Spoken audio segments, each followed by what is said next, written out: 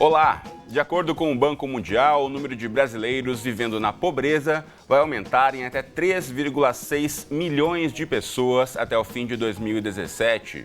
Em média, essa população tem menos de 40 anos, mora nas zonas urbanas, concluiu pelo menos o ensino médio e estava empregada em 2015, sobretudo no setor de serviços. Desde então, a recessão provocou o fechamento de inúmeros postos de empregos formais, causando um aumento no nível de desemprego que triplicou em 2 anos. Saltou de 4,3% em dezembro de 2014 para 12% no final de 2016. O Banco Mundial aponta ainda que os salários reais também vêm sofrendo contração, acompanhando a recessão econômica dos últimos 2 anos.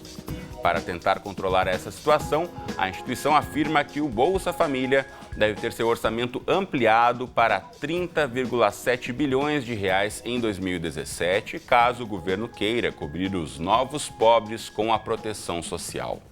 O debate de hoje vai discutir as razões para esse empobrecimento do brasileiro e as consequências sobre políticas sociais e na própria economia. Contamos aqui com a presença no estúdio de Esther Dweck, que é professora do Instituto de Economia da UFRJ. E também conosco aqui no estúdio está o Ricardo Macedo, que é coordenador adjunto da graduação em Economia do IBMEC do Rio de Janeiro. Obrigado aos dois pela presença. Bom, para a gente já começar pontuando o que esse relatório do Banco Mundial nos conta. Esther, a gente sabe que economia não é uma ciência exata, tem muitas variáveis que compõem o entendimento dessa ciência. Agora, em 2 anos, essa inversão, esse número que triplica de desempregados no Brasil, algum sinal lá atrás já indicava que isso poderia acontecer? Olha, na verdade, acho que tem um ponto importante que é o aumento do desemprego, realmente, como foi pontuado pelo Banco Mundial. O estudo que eles fizeram é um estudo bem interessante, porque ele projeta, inclusive, para 2017 o que pode acontecer. Justamente aí que eles fazem um cálculo da quantidade de pessoas que pode entrar na linha de pobreza. Então, acho importante porque, de fato, a gente tem, sim, uma parte da população que é muito vulnerável a mudanças econômicas. E que no momento que onde você tem um grande aumento do desemprego, você realmente, parte delas perde renda e perde acesso a esse tipo de... a capacidade, de fato, de ter renda, e quando você vai calcular a linha da pobreza, elas acabam ficando abaixo da linha da pobreza. Agora, por isso mesmo, uma das coisas essenciais para você poder retomar é, sim, a recuperação econômica. Mas eu acho que vale a pena de pensar, tem um outro indicador que eu gosto muito sobre pobreza, que é o multidimensional. E esse ele é uma coisa mais estrutural da economia. E o índice de pobreza já tinha aumentado em 2015, porque já foi um ano de recessão econômica, Foi uma queda muito forte, já tinha tido um aumento da pobreza. Mas o multidimensional não tinha aumentado. E multidimensional é aquele que incorpora também outros tipos de acesso de bens e serviços da população. A questão de escolaridade, a questão de frequência escolar, inclusive, a questão de acesso a saneamento, a água, etc. E esse, no Brasil, foi um índice que a gente conseguiu baixar muito. A gente tinha 1% só de pobreza, 1% da população com pobreza multidimensional, que significa ter 3 ou mais desses indicadores que o Banco Mundial considera como essenciais para a vida humana. Que eles estão na fase de pobreza, mas quem tem menos de 3 a escassez desses serviços, ele acaba não sendo um pobre multidimensional. E esse foi um índice que manteve igual em 2015, porque depende de coisas mais estruturais. E essa, sim, é uma coisa que a gente tem que tomar atenção, se a gente não vai piorar nos próximos anos também, que seria uma consequência muito ruim, que além da perda de renda, que tem a ver com fatores conjunturais, ter perda também de serviços e acesso a diversos bens, que a gente teve muito ganho nos últimos anos. Sem dúvida. Bom, a gente lembra, poucos anos atrás, falava-se muito aí no desemprego na Europa, e muitos economistas no Brasil até se gabavam, dizendo que a gente estava aqui numa situação de pleno emprego. A gente discutiu muito isso por aqui no canal Futura também, mas em pouco tempo parece que o quadro se inverteu completamente, Ricardo. Principalmente porque esse desemprego era baixo e porque a gente estava justamente concentrado na área de serviços. E a área de serviços, normalmente, você exige uma mão de obra menos qualificada. Praticamente é esse grupo que hoje está sofrendo essa perda de renda. Que é o mais vulnerável, que portanto. Acaba sendo mais vulnerável, porque o que chamou a atenção na pesquisa do Banco Mundial foi justamente a concentração nas áreas urbanas desse desemprego, esses novos pobres, como eles estão falando. Bom, na semana passada, o governo federal divulgou um calendário de saque das contas inativas do Fundo de Garantia do tempo de serviço, famoso FGTS. A partir de março, mais de 30 milhões de trabalhadores terão direito a retirar esse dinheiro e, segundo o governo, mais da metade deles tem, no máximo, R$ 500 para sacar. Outros 24% têm aí um saldo entre R$ 500 e R$ 1.500. Os dois grupos representam quase 80% do total de pessoas com direito a sacar o dinheiro. Para falar um pouquinho mais sobre essa liberação de recursos das contas inativas, nós conversamos com o Samidana, que é economista e professor da Fundação Getúlio Vargas de São Paulo. Tudo bem, Sami? Bem-vindo ao debate. Tudo bem, Cristiano? Boa noite para você, a você que nos assiste e para todos aí do estúdio. Bom, diz pra gente, é possível a gente afirmar que o perfil das pessoas que têm o dinheiro para sacar coincide com o mesmo perfil de quem ficou desempregado nessa crise que o país atravessa? Olha, é difícil a gente precisar isso, mas é uma grande chance, uma grande probabilidade. Também há uma expectativa que as pessoas usem esse dinheiro para pagar dívidas. O endividamento nos últimos 2 anos escalou demais. Hoje tem 60 milhões de brasileiros endividados com nome sujo, ou seja, no sistema de proteção ao crédito. Basicamente, é 1 a cada 2, 1 a cada 3 adultos ativos, em idade ativa, estão nesse número. É um número bastante preocupante, Cristiano. Bom, de certa forma, há uma grande expectativa nessa medida que as pessoas, de fato, após o pagamento das dívidas, se possível, se sobrar alguma coisa, que esse dinheiro ajude a movimentar a economia. Qual dica a gente poderia dar para quem eventualmente consegue se organizar suas contas com esse dinheiro? Bom, primeiro se tem dívida, pague as dívidas. Vale lembrar também que o FGTS rende só 3% mais a TR. Na prática, eu, você e todo mundo que tem FGTS perde dinheiro, porque a inflação sobe mais do que o rendimento. Então, se você tiver dívida, tire para quitar dívida, mas se você não tiver dívida, também tire. E aí você pode fazer uma aplicação melhor.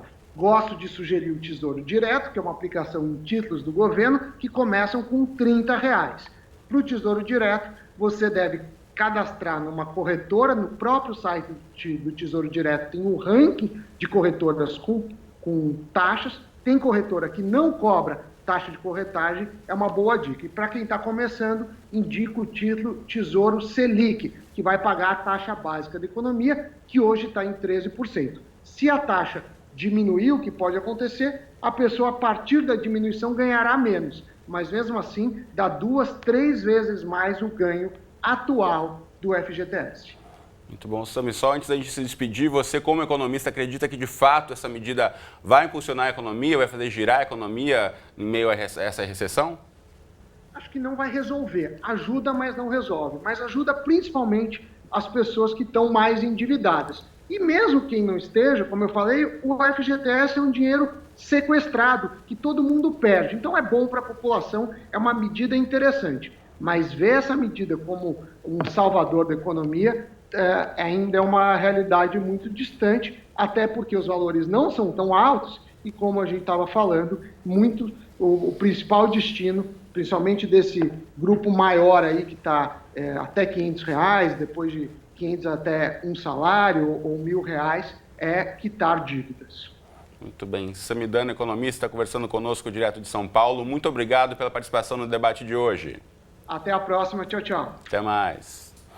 Bom, pegando essa questão que eu trouxe para o Sami, quero ouvir vocês dois também em relação a isso, né? Muito foi anunciado que pode ajudar a movimentar a economia no momento de recessão, o dinheiro extra do FGTS, mas como dissemos aqui também, é uma quantia muito baixa para a grande maioria das pessoas. Como é que vocês veem essa artimanha ou esse anúncio, né, como o grande salvador da economia no primeiro semestre, Esther? Eu acho que, de fato, até concordo com as palavras do Sami em 2 pontos principais. Uma, que de fato ela é uma medida que vai numa linha certa, talvez, mas não vai resolver tudo. Nosso problema é muito mais grave do que isso e precisa realmente um monte de outras coisas que precisam ser feitas para a gente acelerar mais o crescimento. Mas eu acho que tem um ponto que até é relacionado com a questão da pobreza que a gente falou antes, que quando você tem uma crise econômica, vários indicadores começam a piorar. E o do endividamento é muito ligado a isso também. A gente teve no Brasil um aumento do crédito que foi muito associado ao aumento da renda, bem par e passo, o que gerava uma possibilidade muito grande de a gente expandir a economia por meio de crédito para as famílias e para as empresas, mas com a renda crescendo junto.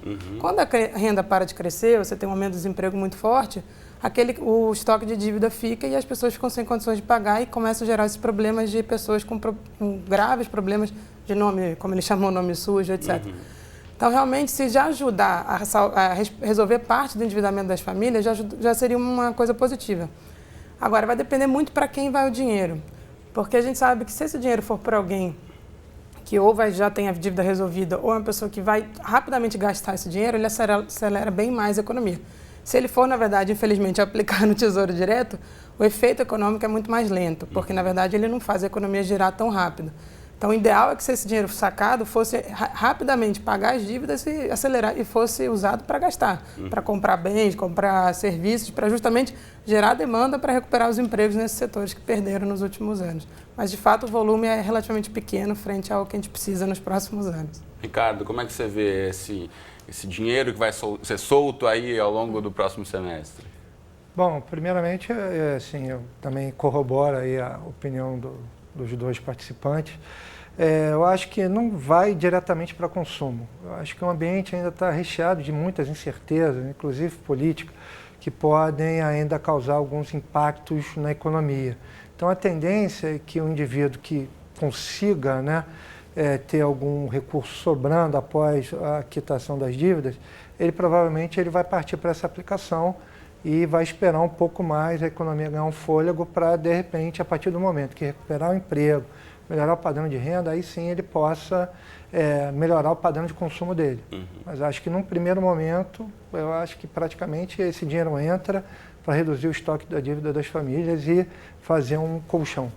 Como o Esther mencionou, né, muitas famílias se endividaram ao longo dos últimos anos, agora nesse momento de incerteza, se vem uma renda extra, então não será para mais um gasto ou para mais uma abertura de um financiamento, por exemplo, ou algo do tipo.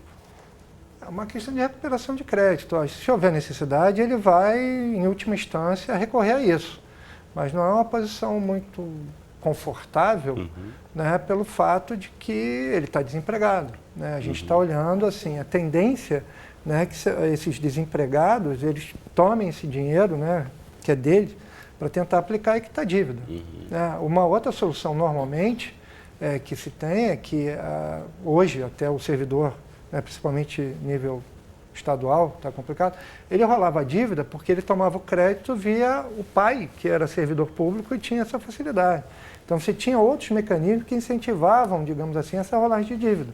E hoje isso também já está ficando um pouquinho mais complicado. E tem um ponto que é grave no Brasil, que é o endividamento das famílias, das empresas também é muito alto, mas a taxa de juros do crédito das famílias é altíssima.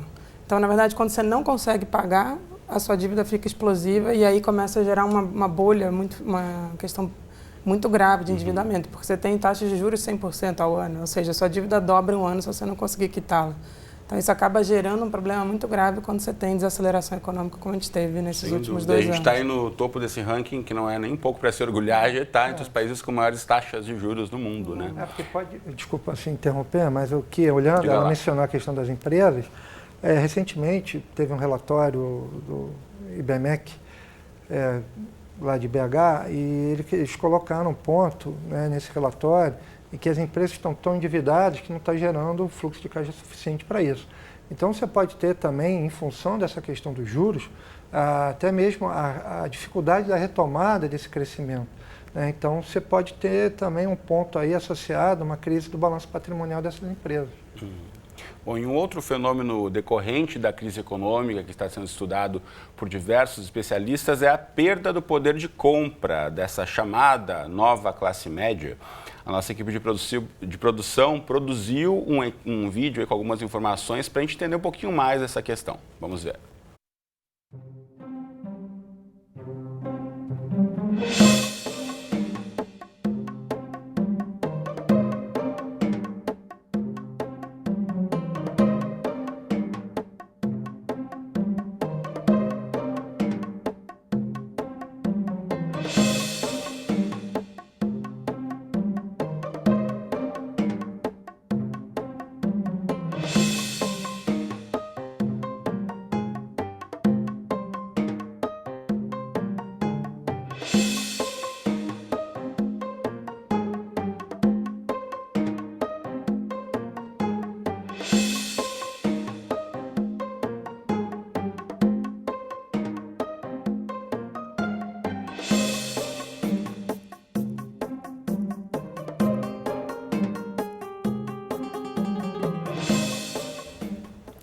Pois é, a gente vai falar um pouco mais sobre a classe C com o Marcelo Neri, que é economista e diretor da FGV Social.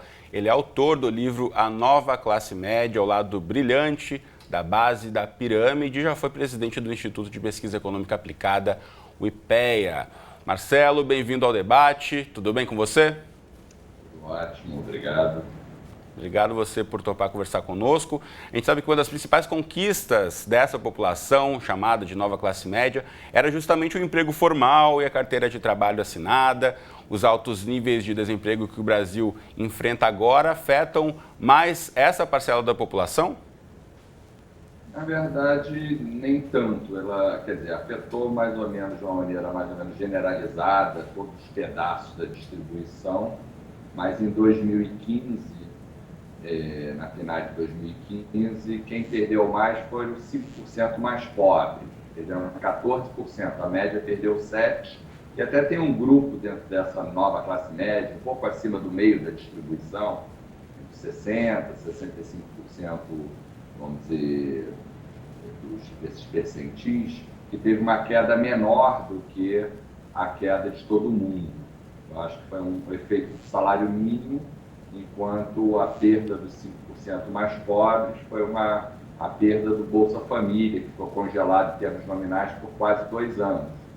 E entrando, botando um pouco na minha colher nessa discussão que o Ricardo e a Esther estavam travando aí, essa conversa, eu acho que são 2 pontos. O primeiro é que se a gente tem boas redes de proteção social para os mais pobres, o melhor exemplo é o Bolsa Família, ele não é só bom em termos de poupar aqueles que precisam mais dos efeitos da crise, mas ele faz com que as rodas da economia girem mais fortes, porque eles têm mais alta propensão a consumir. O multiplicador do Bolsa Família é 3 vezes maior do que o multiplicador da aposentadoria. Então, de algum lado, os parâmetros de reajuste do Bolsa Família e da aposentadoria foram ruins para manter a atividade econômica girando. E outro, eu acho que o Brasil tem uma taxa de juros tão alta que eu acho que a gente devia incentivar, principalmente os pobres, a poupar mesmo. Assim. Eu acho que as pessoas precisam de manter um colchão para lidar com as vicissitudes que não são incomuns no Brasil. Talvez a taxa de juros brasileira seja alta, em parte porque a gente poupa pouco. Então, eu acho que talvez esteja na hora. É verdade que agora eles têm um problema de demanda forte, o problema de oferta continua, mas eu acho que a gente deveria pensar mais em criar formas mais fáceis dos pobres e da população em geral se beneficiar dessa alta taxa de juros, etc., de alguma forma. Em 2015 foi criada uma possibilidade de contas de poupança vinculadas ao Bolsa Família, coisas nessa direção, né? Mas de uma maneira surpreendente, essa nova classe média, o tamanho dela não mudou muito, apesar de todos perderem, porque muita gente caiu da classe AB para a classe C, assim como muita gente da classe C foi para D e E. Então, o tamanho da classe C não mudou muito no primeiro momento da crise. Agora, a crise continua com um forte aumento de desigualdade, que é a variável 9 que entrou agora de 2016 em diante. Bom, e uma outra questão importante que discutimos bastante aqui durante esse período de maior ascensão de pessoas da classe C foi também o acesso à educação, investimento na formação dos jovens. A gente sabe que o programa atualmente de financiamento estudantil, o FIES, está com taxas de inadimplência em torno de 50%. Queria ouvir também de vocês que consequências isso pode trazer para a nossa recuperação econômica e a médio e longo prazo também para a formação do brasileiro. A gente falava aqui sobre essa população mais vulnerável ao desemprego, que tem uma formação mais básica, que está aí com o ensino médio, trabalhando no setor de serviços. Já chamo você, Marcelo, quero começar ouvindo aqui no estúdio. Professor Ricardo, por exemplo, como é que você acha que essa inadimplência ou essa falta de possibilidade do brasileiro investir na sua formação vai prejudicar a nossa economia? Bom, o que acontece é que essa decisão de você fazer uma faculdade é uma decisão de consumo intertemporal. Ou seja, você começa um curso hoje, tem 4 anos para depois pagar mais 4. Então é uma tomada de decisão muito delicada. A partir do momento em que você começa a investir na sua formação, você pensa que após 4 anos, esse indivíduo ele vai estar mais bem formado e, consequentemente, mais produtivo. E isso reflete melhor na renda. Isso é ponto pacífico e não tem o que discutir em relação a isso. O problema é que, a partir do momento que ele para de estudar, porque não tem mais acesso ao FIES, essa produtividade futura ela fica comprometida. Então, a renda futura fica comprometida, assim, como, consequentemente, a poupança, entre outras variáveis da economia que a gente queira colocar. Então, tem que dar uma olhada, né, na forma como você tem essa rede de proteção social via Bolsa Família, pensar em alguma alternativa, também em termos do FIES, né, alguma forma de ancorar. Começou um debate, eu acho que quem começou, e assim, no caso brasileiro, deu uma sugestão, foi até o Manuel Pires, né, que foi presidente do IPEA até pouco tempo, e começando a colocar, né, esse tipo de situação para evitar justamente esses problemas futuros, né? Esther, como é que você vê isso? Essa falta, na verdade, agora de poder dar continuidade, né, ao investimento no estudo? Eu acho que valia a pena antes recapitular, porque acho que tem 3 coisas que fizeram aumentar o nível de ensino superior no Brasil, né? O FIES foi um deles, com certeza, mas teve também a expansão, foram dobradas as vagas nas universidades públicas, e também teve o ProUni, que é basicamente gratuito o acesso, né, por meio de isenção fiscal das universidades privadas. Então, na verdade, é interessante observar que 2 deles não têm, em princípio, não geram nenhum ônus para os alunos e, com isso, conseguiu se expandir bastante o ensino superior, além do FIES, obviamente, que foi muito importante. O FIES, ele desde o início tinha uma preocupação com a questão da inadimplência, tanto que tem um fundo garantidor para o FIES, né, que, inclusive, tem que ser acionado em momentos de alta inadimplência, como agora. Então, você já tinha uma preocupação em tentar manter esse tipo de... Sabia-se que existia a possibilidade dos alunos não poderem pagar. E desde o início ele foi pensado para ser pago quando ele já tem acesso a um trabalho, então ele tem um tempo de carência, mesmo depois de terminar a universidade, justamente para permitir que o aluno tenha a formação e consiga um bom emprego. Mas eu acho que uma das coisas que me preocupa mais, na verdade, assim, é o próprio investimento na educação pública, não só no FIES, né? Isso é uma coisa que me preocupa muito, porque a gente tinha uma preocupação no Brasil, teve o Plano Nacional de Educação, que era a ideia de que você precisava chegar a 10% do PIB de investimento na educação. Né? E isso, se é 10% ou não, é claro que vai depender um pouco do tamanho do PIB que a gente tiver. Se o nosso PIB crescer demais, o 10% pode até ser excessivo. Mas o fato é que eu tenho uma preocupação muito grande sobre a capacidade de financiamento da escola pública, que é o que prepara a base para que aquela pessoa possa entrar no mercado de trabalho mais qualificada, inclusive tendo acesso à universidade de forma melhor. E eu acho que a gente não está claro no Brasil como é que a gente vai fazer esse financiamento. Você teve medidas recentes de contenção de gastos que podem prejudicar muito tanto a escola pública quanto a universidade. Então, isso é uma preocupação que eu tenho até maior do que o FIES, porque eu acho que o FIES ele já tem mecanismos de autoproteção. E ele foi reduzido, sim, aumentou a necessidade de qualificação do aluno, a questão da não poder zerar na redação, ter uma nota mínima no próprio Enem, e tudo isso porque a gente percebeu também que as universidades utilizaram um pouco aquilo de forma teve um aumento muito grande do valor das mensalidades, era um pouco desnecessário, então houve um ajuste no programa, mas ele já tem mecanismos de proteção. Eu fico mais preocupado até com as outras formas de acesso à educação. Marcelo Neri, como você vê essa questão da crise afetando o investimento na formação do brasileiro?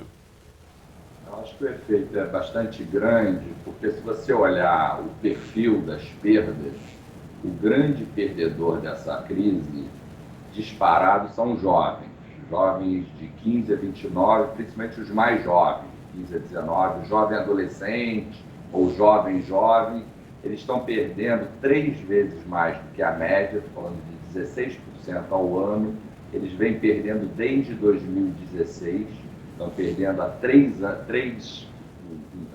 anos, enquanto a média da população e a maior parte dos brasileiros começou a perder, apesar do mau desempenho do PIB, a partir de 2014, eles estão perdendo desde 2013, então o público está muito sacrificado, da crise deles, eles são o futuro do país, né? Obviamente, com a educação vai ser um futuro para eles e para o país muito melhor. Então, acho que essa crise é bastante preocupante pelo fato de afetar mais os que vão estar aqui no futuro, que vão comandar o país no futuro.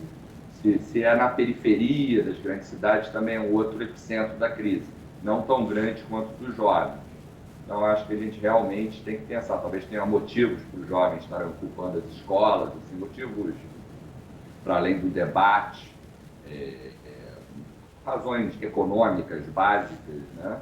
E no caso deles é um aumento, é uma queda de renda muito propulsionada por desemprego, que no fundo evidencia uma certa frustração do jovem. Então, acho que é bastante preocupante, porque não basta depois a economia voltar a crescer e o desemprego cair. Muita gente, muitos desses jovens que entram, passam necessidade, muitos entram em situações mais complicadas, em criminalidade. A criminalidade está subindo muito no Brasil. Os jovens são as principais vítimas e participantes dessa violência. Eles, quando a crise vai embora, muita gente continua, desses jovens continuam nessa atividade. Então, eu acho que é bastante preocupante a situação do Brasil, não só pelo retrato de hoje, mas pela perspectiva futura. Pegando um pouco a colocação, conversando com o Manuel Pires, ele estava falando da importância, que eu acho que a Esther tocou um pouco, nesses programas tem uma certa contrapartida privada, de alguma forma, do próprio jovem, porque mesmo quando é o financiamento que ele vai pagar depois, muitas vezes as universidades acabam reajustando os preços, etc. Então, acho que a gente precisa melhorar o desenho dessas iniciativas. E como foi falado, eu acho que pensar em redes de proteção social para o jovem, mas que, vamos dizer, que o protejam da crise e o alavanquem no futuro, assim, o que não é fácil da restrição fiscal em curso, né? Sem dúvida. Bom, pelo adiantado da hora, Marcelo Neri, eu preciso me despedir de você, mas agradeço muito a sua participação e contribuições no debate de hoje. Economista e presidente aí do FGV Social, muito obrigado por conversar conosco. Obrigado. Muito bem. Você de casa não sai daí, que o Ricardo e a Esther continuam comigo aqui no estúdio e o debate volta já. O debate está de volta para falar sobre o empobrecimento da população brasileira. No relatório que apresentou com dados do Brasil, o Banco Mundial lembra que mais de 28 milhões de brasileiros saíram da pobreza entre 2004 e 2014. O número representa quase metade da redução da miséria na América Latina e Caribe verificada no mesmo período. Os avanços foram possíveis pelo crescimento econômico, que gerou novas oportunidades de emprego, sobretudo no setor de serviços, e também por programas como Bolsa Família. Neste segundo bloco, a gente vai falar sobre esse e outros programas de transferência de renda que foram diretamente impactados pela crise econômica. Para tratar desse assunto, a gente conta aqui no estúdio com a presença de Esther Dweck, professora do Instituto de Economia da UFRJ. E também conosco aqui está Ricardo Macedo, coordenador adjunto da graduação em Economia do IBMEC do Rio de Janeiro. Bom, a gente apresentou no início do programa alguns dados sobre desemprego e é importante frisar que são dados de pesquisas com metodologias diferentes. Na pesquisa mensal de emprego, o IBGE avalia os dados de algumas regiões metropolitanas, enquanto a PNAD contínua traz dados amostrais de mais municípios. Então, olhando para as capitais, pergunto aqui aos nossos convidados, o quadro de desemprego é mais preocupante nas grandes cidades, Esther? Olha, eu acho que até o estudo do Banco Mundial mostra um pouco isso, né? Que justamente nas projeções que eles fizeram, o desemprego deve aumentar mais nas camadas urbanas e possivelmente nas grandes capitais também, que acaba sendo um fator... É onde também tem maior concentração da população, com certeza, mas é também onde fica muito vulnerável nas questões econômicas, nas desacelerações econômicas. Que eu acho que tem uns dados importantes, assim, o Brasil tem uma rede de proteção social comparado à maior, com certeza, de todos os países em desenvolvimento. Acho que nenhum país em desenvolvimento tem uma rede de proteção social como o Brasil tem. E é interessante que a gente vê aqui, 2004 a 2014, 28 milhões saíram da pobreza. E, na verdade, a gente fala que nesse período, essa rede de proteção social foi uma rede de promoção social que acabou gerando um grande círculo virtuoso de crescimento econômico, geração de emprego e com uma redução muito forte da desigualdade. Na reversão do ciclo, e aí acho que várias coisas contribuíram para isso, inclusive até, na minha opinião, uma política de austeridade muito forte em 2015, mas outros fatores também no setor de construção, etc., a gente viu que, na verdade, o desemprego foi muito, muito acelerado e a gente não está vendo as saídas para isso, né? A gente discutiu aqui a questão do FGTS, mas um pouco isso. Por que eu falei que era uma promoção social? Porque você teve um mecanismo de distribuição de renda, deixando renda em pessoas que têm uma propensão a consumir, como foi falado pelo economista Marcelo Neri, muito alta, e fazer a economia, o dinheiro rodar. Quando essa população vai perdendo renda, você inverte esse ciclo e acaba gerando uma depressão muito forte, uma recessão muito forte, com risco de depressão no Brasil, que é o que a gente está vivendo hoje. E a minha preocupação é que a gente, tendo uma crise fiscal, a gente comece a desmontar o nosso sistema de proteção social, que é uma das coisas mais importantes que a gente tem, que evita, inclusive, crise no setor agrícola, porque você tem a previdência rural sendo muito relevante, crise até nas camadas mais pobres, porque o Bolsa Família manteve ali uma renda importante, né? Tanto que a discussão do Banco Mundial o programa tinha que estar mais flexível para permitir que quem está ali no limiar possa ter acesso rapidamente em períodos como esse. Então, acho que essa é uma discussão que a gente precisa fazer, assim, como esse nosso sistema de proteção social, na verdade, é uma solução para o Brasil e não um ônus para o Brasil, né? Que foi demonstrado isso nos últimos anos.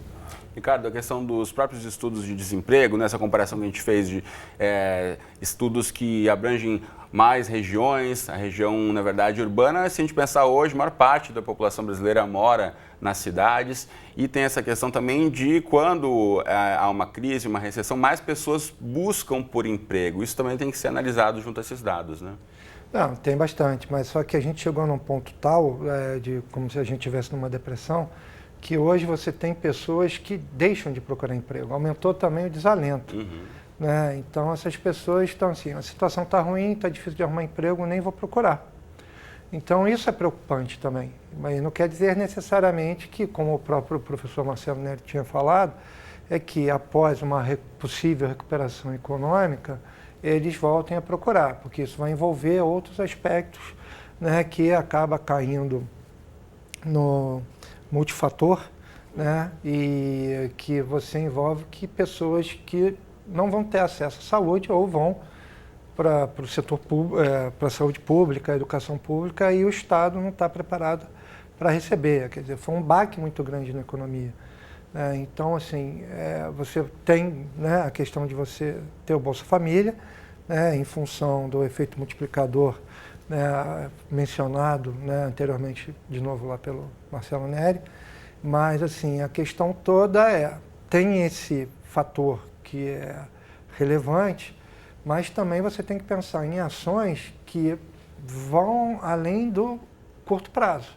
A gente sabe que o Bolsa Família, ele é factível, né, mas como é que vai ser depois, né? Você precisa melhorar o ambiente de negócio, precisa, né, já está sendo discutida qual a velocidade da queda de taxa de juros para você retomar o investimento, né? Então, essas coisas para você poder gerar postos de emprego sustentáveis, né, para essa pessoa ganhar renda e conseguir seguir o seu caminho e a economia entrar novamente num ciclo virtuoso. As discussões que a gente tem é que a tendência é que você tenha uma reversão só no final do ano. Então, a previsão de crescimento é de 0,5%, né, para depois você ter um crescimento mais sustentável. Só que você tem que olhar que você, durante esses 2 anos, praticamente caiu 8%. Vai subir 0,5%. Você ainda tem que recuperar um patamar muito alto, né, para você chegar a níveis que você estava antes da crise, chegar no Brasil, né? E você está numa linha muito tênue, porque, apesar de tudo, né, você ainda vai, em alguma instância, depender de investimento do Estado, que está numa proporção muito baixa em relação ao PIB, o que envolve saneamento, entre outras coisas, que afeta a capacidade cognitiva daquele estudante que está querendo um dia entrar numa faculdade, se formar, né, que isso tudo acaba direto ou indiretamente, impactando até mesmo na questão fiscal. Sem dúvida. E volta ao ponto que a gente abordou no bloco anterior também, né? Bom, a gente assiste agora uma reportagem que mostra uma iniciativa no município de Maricá, aqui no interior do estado do Rio de Janeiro, de criar uma moeda social para todos os seus moradores. Tem a ver com o que a gente falava aqui de distribuição de renda. Vamos assistir. Aceita cartão Mumbuca? Esta farmácia aceita uma forma especial de pagamento, o cartão Mumbuca. Abastecido todos os meses pela prefeitura, o cartão pode ser usado para comprar produtos básicos. Trata-se de uma espécie de renda básica incondicional. Esse cartão Mumbuca é um negócio que a gente sabe que vem, tem o dinheiro lá, entendeu? A gente chega na loja e compra, entendeu? Para mim, assim, eu fui cortada da Bolsa Família, mas meu cartão Mumbuca está aqui. O sistema está sendo implantado em Maricá. A ideia é que cada um dos 150 mil moradores da cidade receba 100 mumbucas por mês, equivalente a R$ 100. A única condição é ter morado na cidade no último ano. O ex-prefeito Washington Quaquá lançou o programa financiado pelos royalties do petróleo como um exemplo de distribuição de renda justa. Quando a gente estende para toda a população, a gente dá um sinal dizendo o seguinte: as sociedades, não só Maricá, mas qualquer cidade do mundo, qualquer país do mundo, tem a obrigação de garantir uma renda básica para todo o seu povo. Os críticos afirmam que a renda básica incondicional, associada a outros programas do governo, não vai ajudar a reduzir o desemprego, atualmente no nível recorde de 12%.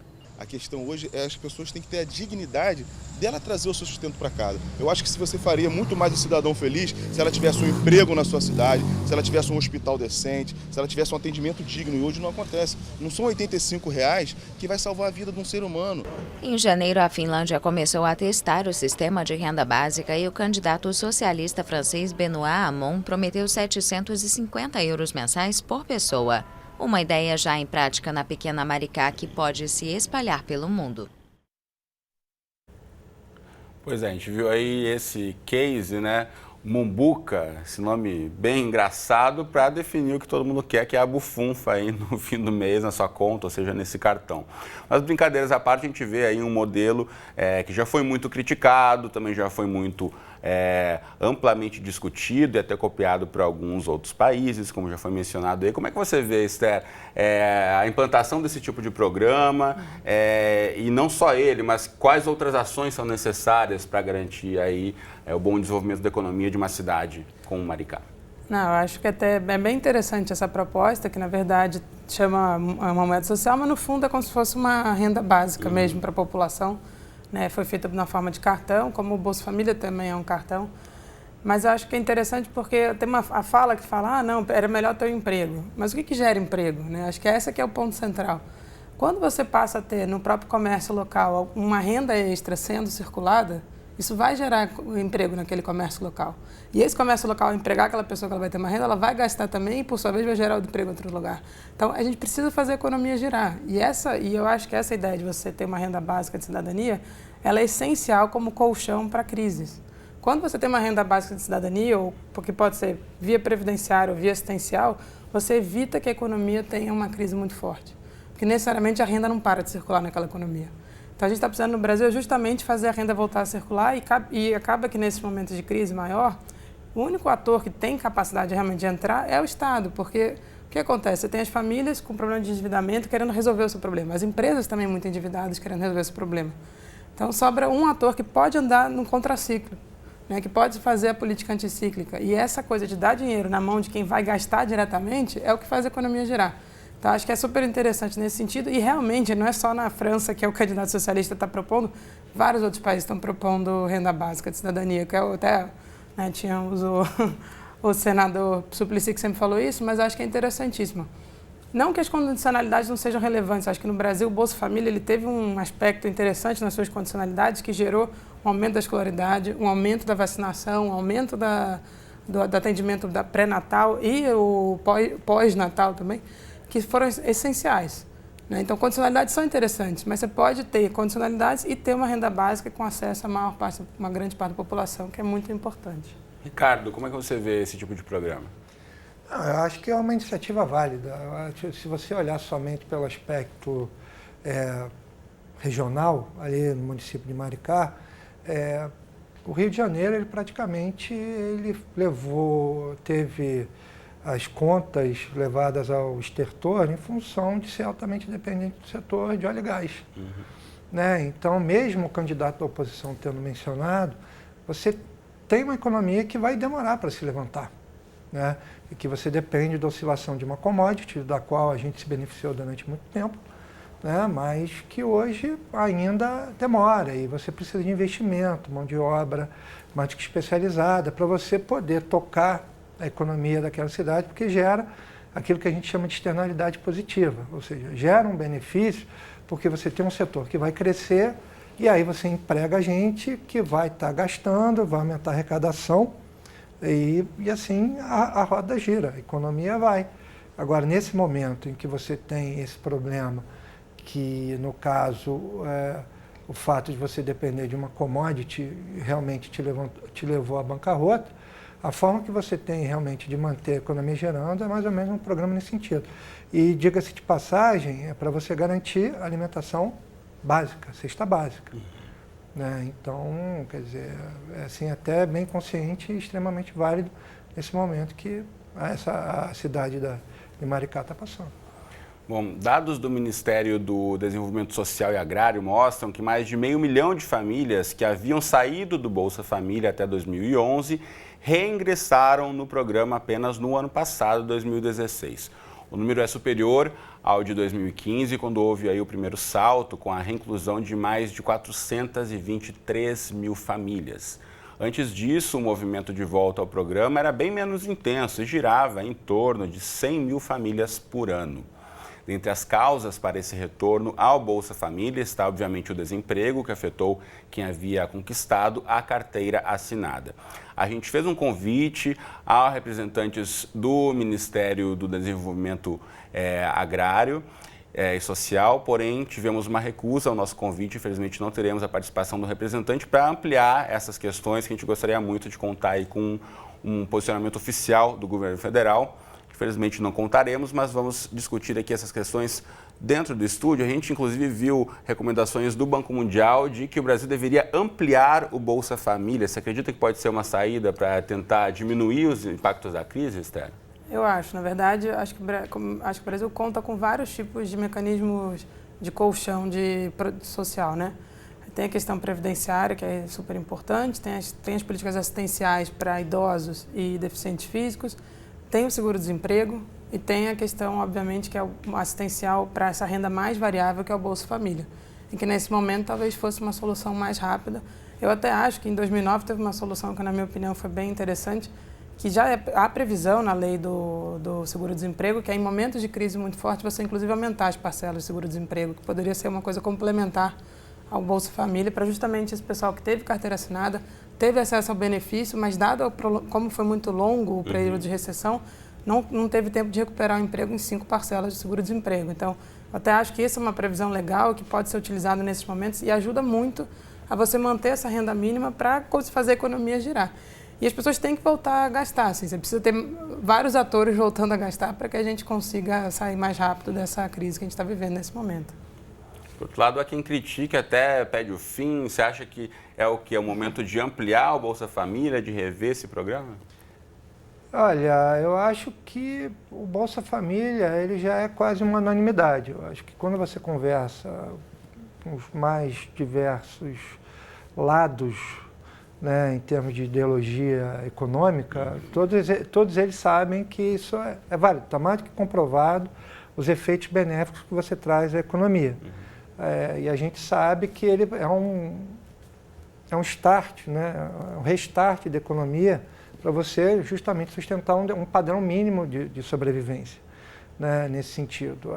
Agora, a questão toda é que a minha preocupação vai mais para o longo prazo.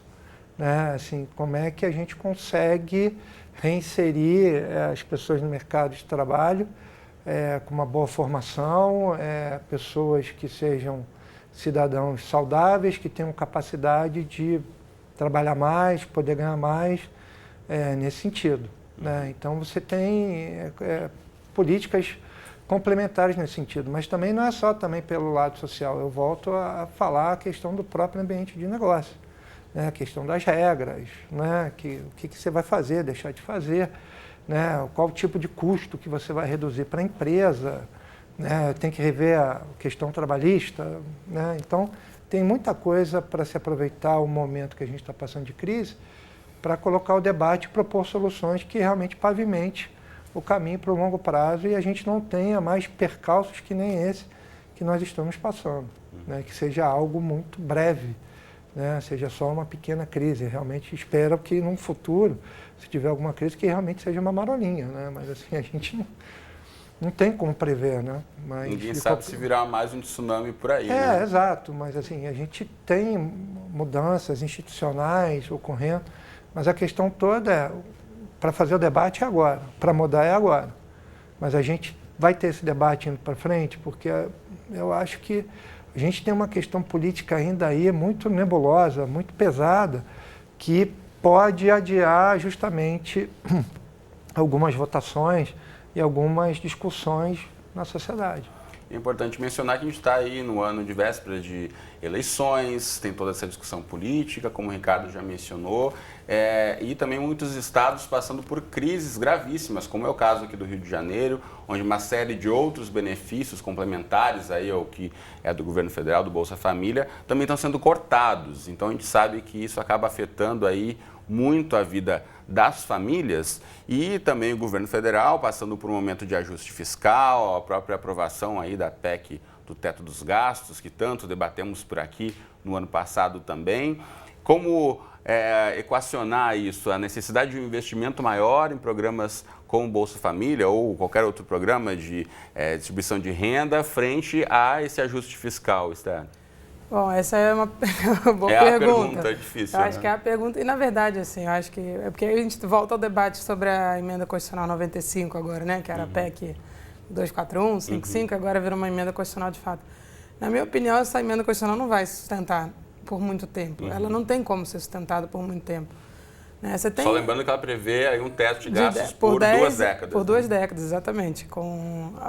Depois dos 10 anos, você pode rever apenas o indicador que faz o ajuste, mas sem nenhum tipo de cláusula de escape, sem nenhuma preocupação com como vai estar a sociedade daqui a 2... No fundo, na minha opinião, daqui a 2, 3 anos. Nesse momento agora, de 2017, o teto até é alto, perto do que você tem de receita.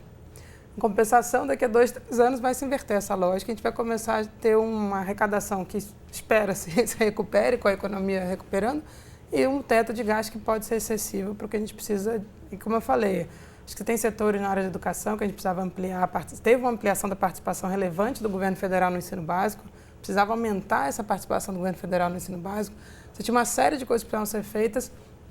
E, de novo, eu volto a falar, eu acho que você tem um modelo, a gente tem um modelo, pela primeira vez no Brasil, a gente passou a ter um crescimento com distribuição de renda. E se mostrou que a distribuição de renda era o motor do crescimento. E eu acho que a gente não poderia perder isso, que a gente, além de ser campeão de juros, a gente também é campeão de desigualdade. E isso acaba sendo uma coisa que é um desperdício de talentos, um desperdício de oportunidades, um desperdício de capacidade de crescimento. Então, se a gente precisa equacionar isso, e não tem jeito, parte disso passa por uma discussão do gasto e também da tributação. Né? A gente não, o que me incomoda um pouco na PEC é que a gente olhou um lado, e talvez nem seja o mais relevante, a gente não olhou o pagamento de juros e não olhamos a tributação, onde a gente tem a pior forma, uma das piores tributações do mundo em termos de distribuição de renda. A gente tributa muito a produção, tributa muito o consumo e tributa pouco a renda. A gente precisava mexer nessa equação para ajudar também na distribuição de renda, que seria uma maneira de se resolver pelo lado tributário, coisa que a gente não está fazendo. Então, acho que a gente vai precisar ter uma mudança aí interessante sobre a discussão fiscal no Brasil. E, na minha opinião, daqui a 2, 3 anos, a gente vai estar debatendo que o limite da PEC é muito baixo, que precisa mexer na questão tributária, e vamos tentar enfrentar isso, que eu acho que seria super importante, talvez seja o momento agora, uma reforma tributária, mudando a composição da tributação, sem até aumentar necessariamente a carga, já seria muito importante do ponto de vista de distribuição de renda e crescimento econômico nesse momento. Ricardo, pegando esse ponto que a Esther nos traz no debate, por que você acredita que não foi tão amplamente discutido a questão da tributação da renda? Bom, a questão, na verdade, é que fica mais fácil, né, você colocar via tributação indireta. Aí cai na questão da distorção do nosso sistema tributário. Ele é muito regressivo, ou seja, quem ganha menos, paga mais. Agora que você começa a ter levantado essa correção, né, da tabela de imposto de renda, para você subir a faixa, né, porque aí as pessoas que ganham menos vão ter mais renda disponível e assim podem dar uma dinâmica, né, maior para a economia. Então, e isso é um problema sério, né, porque com essa regressividade se aprofunda a desigualdade, né, porque você vai ter um pessoal que perdeu o emprego, que não tem mais acesso a crédito, não tem como gastar, e aí você tem, com elevação de taxa de juros, né, o pessoal, né, concentrando cada vez mais. Então, assim, a pessoa tem mais renda que o outro e ele vai justamente aumentando a sua fatia, né, de participação na riqueza do país, né, em detrimento dos outros que ganham menos. Então, isso aí não foi discutido. Isso aí são algumas coisas que ajudam a complementar a questão da PEC. Né? E há anos a gente escuta a questão de reforma tributária e só se ajusta via um lado, que é a questão do gasto.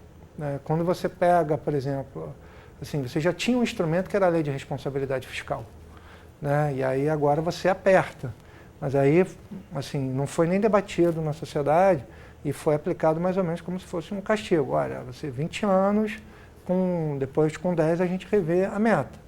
Tá? Mas você já tinha esses indicadores, né, feito ali pela Lei de Responsabilidade Fiscal. Né? Faltou o quê? As respectivas punições que você tem normalmente ali na lei. Né? E isso, pelo jeito, não foi cumprido. Então, já está se revendo a própria questão da Lei de Responsabilidade Fiscal, e aí você acaba enveredando por um debate que vai para o lado jurídico, né, na questão de como você pode ou não fazer a questão da renegociação da dívida dos estados, por exemplo. Muito bem. Bom, a gente está aqui quase encaminhando para o finzinho do programa, a gente já discutiu um pouquinho algumas soluções aqui, a gente poderia abrir um novo debate sobre o tema, mas antes de encerrar, só queria que vocês pontuassem alguns outros caminhos importantes que a gente pode eventualmente olhar para o horizonte para tentar evitar, né, que esses dados que abrimos aqui o programa ressaltando, né, de tantos milhões de brasileiros a mais na lista de pobres ou miseráveis, isso a gente tem que ter uma esperança de chegar ao fim do ano com um número não tão grande, né, Esther? Não, com certeza o ideal é que a gente conseguisse ter medidas mais efetivas para a retomada do crescimento. Assim. Eu concordo com o Ricardo que a gente precisa olhar os dois lados, a questão mais estrutural, mas no momento de grave crise, o conjuntural acaba se impondo mais fortemente. Mas eu concordo com ele, vamos olhar os dois lados, fazer alguns ajustes mais estruturais. A dúvida é que se os ajustes estruturais estão sendo propostos, são os melhores. Eu discordo de vários dos que estão sendo colocados, vamos deixar isso para um próximo debate, porque eu acho que senão a gente abre aqui uma discussão. Mas eu acho que precisava, sim, uma atuação mais clara.